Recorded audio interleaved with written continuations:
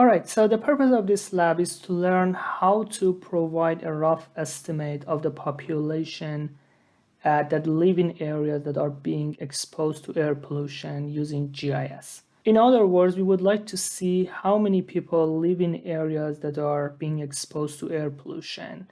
And our study area is the state of Florida. To conduct this lab, we use three different data sets. The first one is a population raster grid. We can obtain population data from worldpop.org. So if you go to this website provides population distribution freely available with a very good spatial resolution. So if you in this website click on data, and here, as you can see, it has provided the data about the population estimation for different categories. For example, for different administrative areas, different agent sex, structures, births, global flight data, migration flow, population counts, population density, and the one that we are interested in is this category, population counts. So go ahead and click on that. And here, as you can see, it provides some information that, so there are different techniques for estimating of the population, bottom up, top down, that they use to model the population estimation. And also the data are available at two different scales, 3 arcsecond and 30 arcsecond. 3 arcsecond is 100 meter and 30 arcsecond is 1 kilometer. And we would like to use this 1 kilometer, because our study area is kind of large, but depending on the size of your study area, you may use the 100-meter spatial resolution. So we're going to use this technique, unconstrained individual countries, 2000 to 2020 for 1 kilometer spatial resolution. So it has the data from the year 2000 to 2020 with 1 kilometer spatial resolution for each country. So that's, I think, this one. So click on unconstrained individual countries. And here you need to type the name of the country. For example, for myself is United States of America, but it has the data for different years, as you can see. So I'm gonna get the data for 2020. So click on data and resources. And here, so you can get the data so that it has the data for, it has separated the data for each state.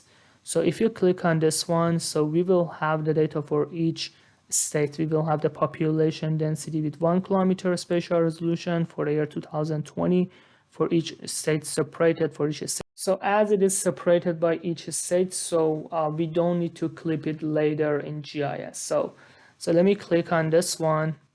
So after you download the data, if you click on this one, so you can see that the data are for different states in the United States. For example, for Florida, I'm gonna copy this one and then I'm gonna paste it in my folder that I have my other data as well. Okay, so after downloading the data, so connect to the folder that you have the data. So for me, it's air pollution exposure folder, and then click on that and load it into ArcMap. So for each pixel in this raster grid, it's, so if you use the identify button and then click on that, so the value, it shows the number of the people within 1 square kilometer. So it was 1 kilometer by 1 kilometer, right?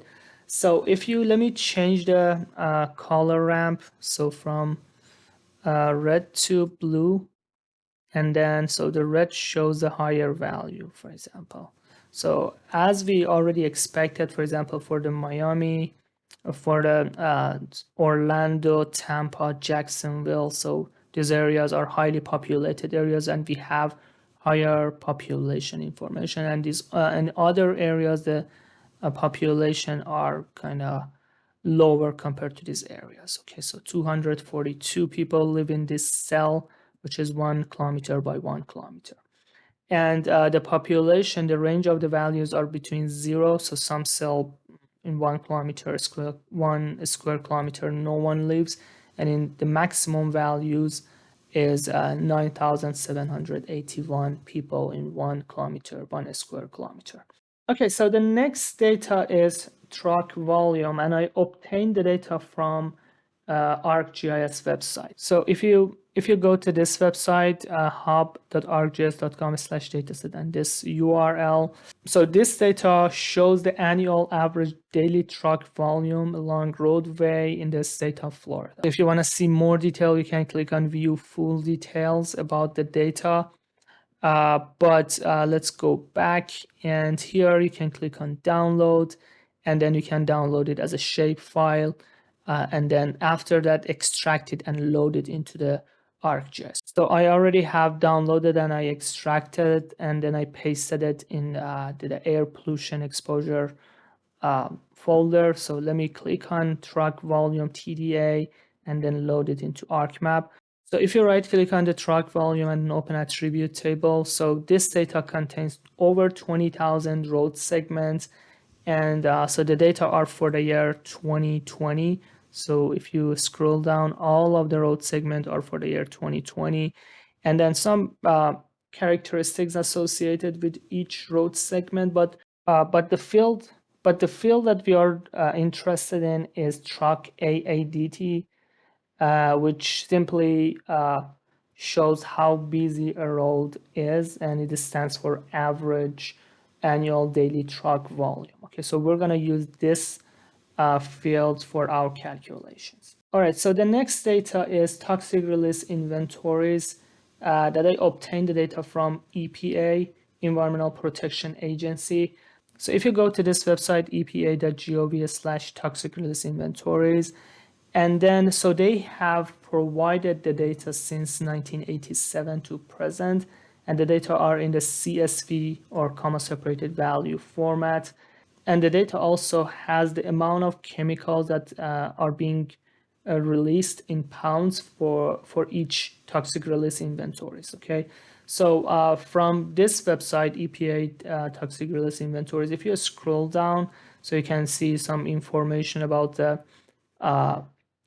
each toxic release inventories. I'm gonna get the data for the most recent toxic release inventories for the 2020 and for the state of Florida. Okay, so you can select which states you want to get the data for the entire US, for the Alaska or other states. So I'm going to select Florida and then click on go.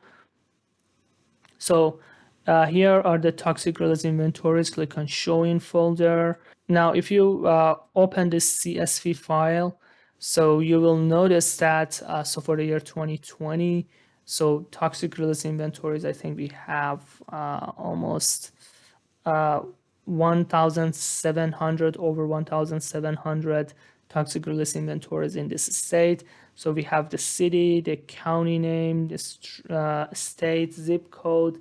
So we are gonna use latitude and longitude information for mapping. And also this one, it shows you what kind of industry releases this chemical, okay? So, and also other information about this, each toxic release inventories, but the most important one are latitude and longitude that we're gonna use that to create the maps. So if you, again, from the ArcMap, if you add data and then connect to the folder that we downloads folder, and then I'm gonna add the CSV file. So let me close this one.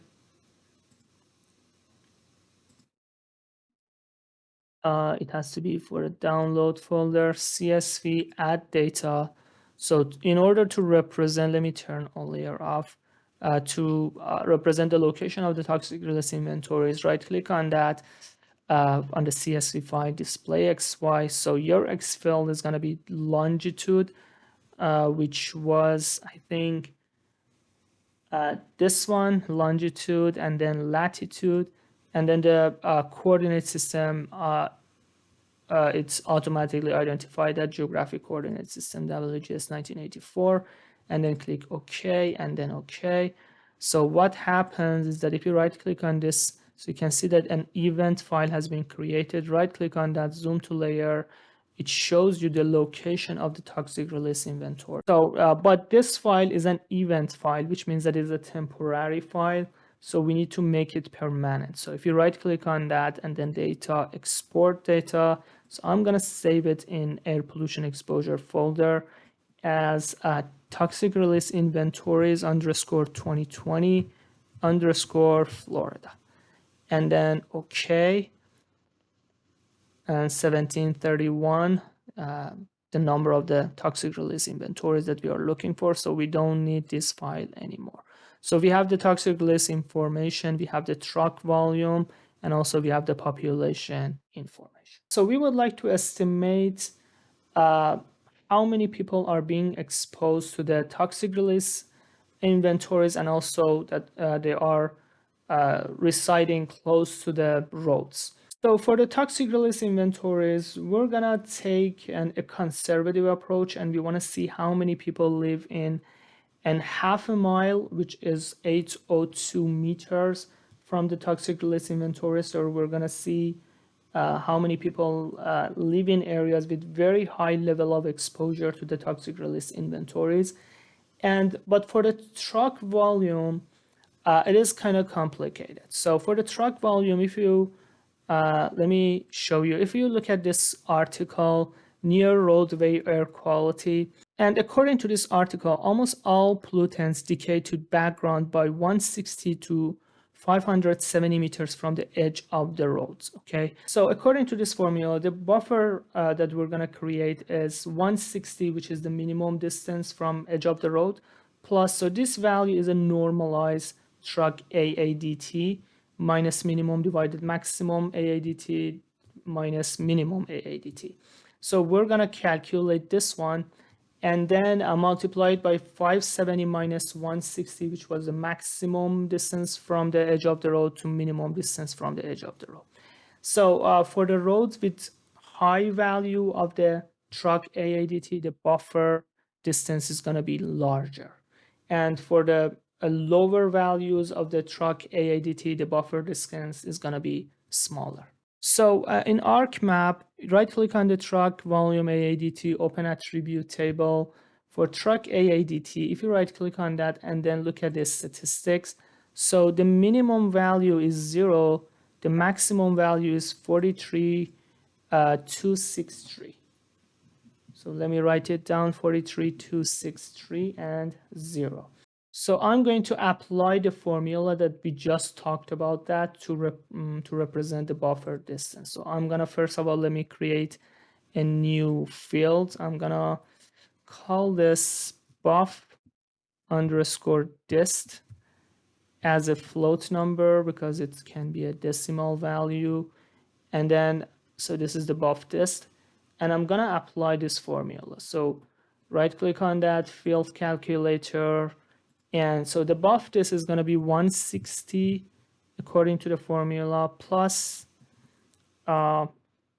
it's gonna be truck AADT, right? So truck AADT minus the minimum value was 0, right?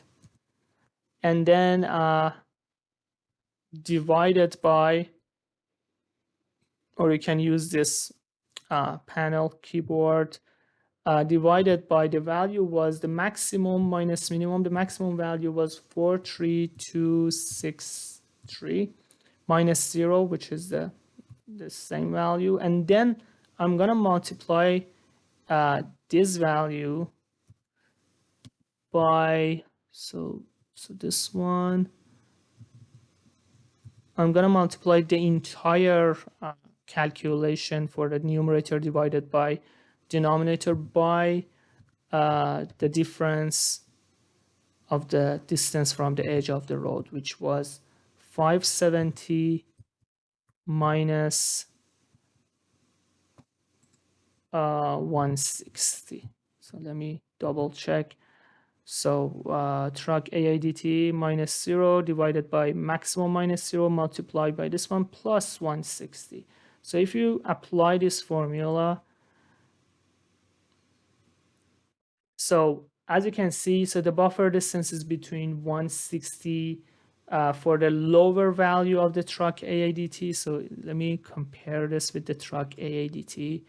So truck A, let me move it to very right end. So for the lower values of truck AADT, the buffer distance is 160 according to the formula, which corresponds to the article. And for the higher values, it's very close to 570. So which is what we expected from the formula. So what I'm going to do is now I'm going to create the buffers for truck AADT and also toxic release inventory. So, but before creating the buffer, we need to first activate the spatial analyst extension, a customized extension. If you haven't already done that, you need to check on a spatial analyst and then close. And here, search buffer. So we're gonna have buffer analysis. And so our inputs, so I'm gonna create a buffer for the truck volume. So our input is gonna be truck volume first. And the output, I'm gonna call it buff underscore trucks or roads. And then, so I'm not gonna create a constant buffer. I'm gonna create the buffer based on the field, but which field? Based on the field that I just calculated, buff distance.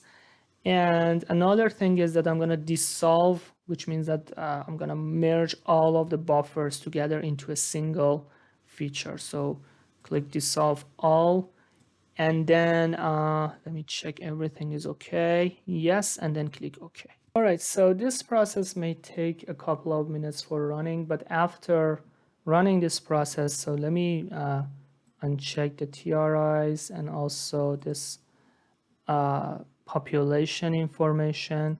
So if you look at this, so this is the buffer truck. So if you zoom into to this layer, you can see that it created the buffer, but the size of the buffer varies. So it's not a constant buffer for the roads. So depending on the value of the AADT, we had different buffer. For example, here, the value of AADT or truck AADT, which was here.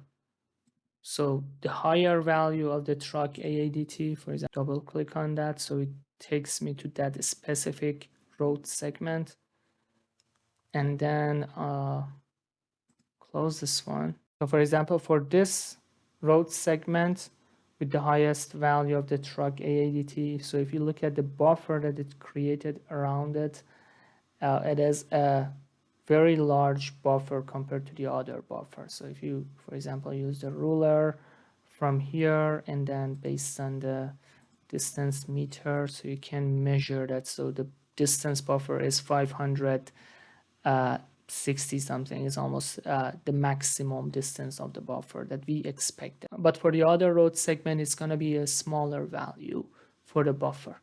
So the next buffer, we need to also repeat this process to create the buffer for toxic release inventories. So again, from search, buffer analysis. So your input feature is going to be toxic release inventories, and the output is going to be buff underscore toxic release inventories.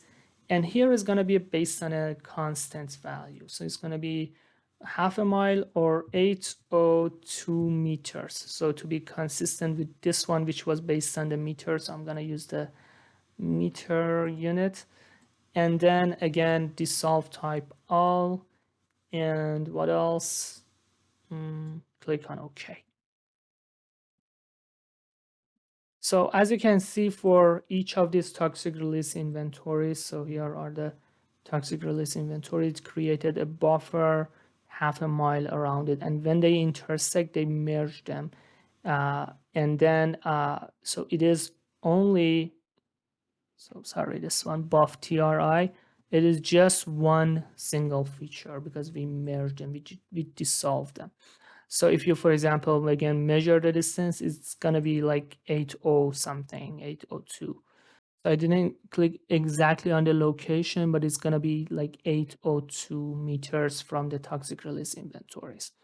So that's the buffer for the toxic release inventory. So these buffers, so buffer for the toxic release inventories and buffer for the trucks are going to serve as the population or as the areas that the population live, and they may be under air pollution. Okay, so we would like to see how many people live in within these buffers. Okay, so first I'm going to measure how many people or estimate how many people live within this buffer, and then how many people live within this buffer, and then I'm going to merge or union these two buffer and see in total how many people live under air pollution for the toxic release inventories and the air pollution from the roadway. So the function that I'm going to use is called zonal statistics. So if you type just zonal and select zonal statistics spatial analyst, and so what happens for the zonal statistics, it finds for each of these zones or for each of these buffer, it finds some statistics about the grid, which is our population. Okay, so for example, I want to see the total people from the, because we know that each pixel in this population grid shows the population, right? So we're going to see how many the total population within each of these within the entire buffer, because all of the buffers are just one layer because we dissolve them, right? So I'm going to first see how many people live in proximity to toxic release inventories. So I'm gonna use the buffer toxic release inventory zone fields ID, and the input value raster. I'm gonna get the information from the this raster population of the Florida, and then I'm gonna save this as pop. So it's gonna be population at risk for TRI. Okay, and then save. And but I'm gonna find them, that add them up, right? Add all of these pixels that are within the toxic release inventories buffer. So I'm gonna use the statistics. I'm gonna use the sum value and ignore no data in the calculation, and then click OK. So as you can see, almost over half a million people live in less than 802 meters or half a mile to toxic release inventory. So that was our first estimation of the population at risk of exposure to the air pollution. So again, click on search and then zonal statistics spatial analyst, but this one is going to be buffer for the trucks, and then zone fields is going to be ID, and then get the value from the population information here, and then I'm going to save this as uh, risk population at risk related to the trucks or roads, doesn't matter. So this one is too much number of the characters, so pop risk underscore truck, and again I'm going to find the total values and then click OK. So according to our calculation, almost over 9,200,000 people live in those areas that are under roadside air pollution. And finally, to estimate the total number of the population exposed to the air pollution, you can combine these two buffers, buffer of the truck and also buffer of the toxic release inventory. So if you search union, so you can combine two layers. So union analysis. So it's going to be buffer of the toxic release inventories and also buffer trucks. And I'm going to call this buff underscore union, and then join type all, and then click OK. So as you can see, it's kind of, so let me turn all layer off. So it kind of combined these two layers, these two buffers. But if you open up the attribute table, it's not just one layer. So what can I do is that I can merge all of these layers. Okay, so if I right click editor and then start editing for the buffer union, what I'm gonna do is I'm gonna merge all of them into just one layer. So it doesn't matter which one, which of the union, and then click OK. So what happens is that it merges them into a single feature. And the reason is that if you don't do that, so it will provide the population not as a single value, it shows a range of value, which is not very interesting. So now it's merged them into a single layer. So let me save the edits, stop editing, and do you want to save your edits? Yes.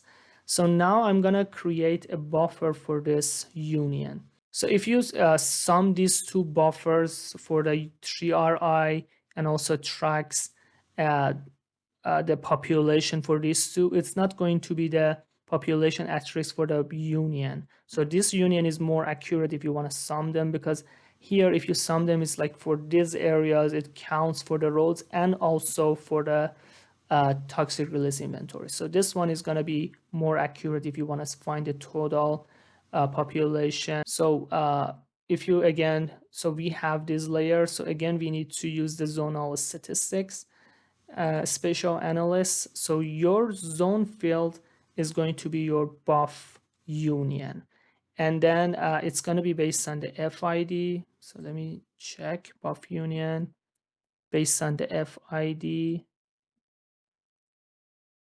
zonal statistics, buff union based on FID, get the value from this raster, population of the Florida.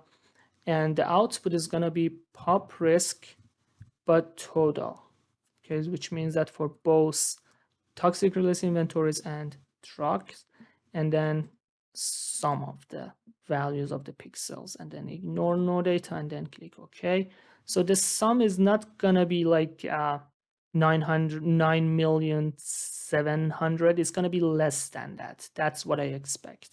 So as you can see, it is less than, it's less than 9.5 million people, which if you divide it by 21 million people living, so it gives you the percentage of the people that live in areas that are under air pollution in Florida in the year 2020. So for future work, you can consider other facilities such as EPA air emission facilities, or you can filter out whether some toxic release inventories they are active or not, and make your estimations of the air pollution of the population under air pollution more accurate.